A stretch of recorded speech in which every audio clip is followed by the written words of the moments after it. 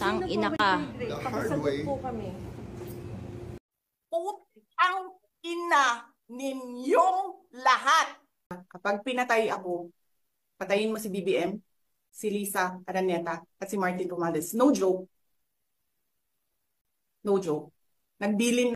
Ang imong amahan, gipalubong sa akong amahan, pero akong amahan, gipapreso nimo, putang ina ka.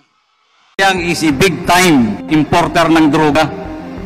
My source is also from his friends. Paano ba ang That source? is why, Your Honor, isa yan sa magnetic lifter.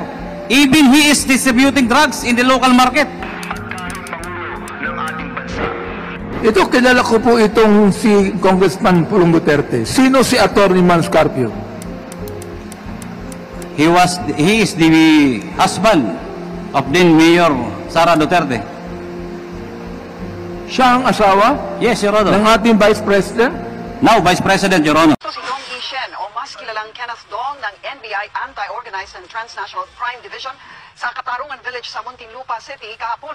Si Kenneth Dong ang itinulo ng customs broker na si Mark Taguba na siyang middleman sa pagpasok ng higit 6 na kilo ng shabu mula China noong 2017.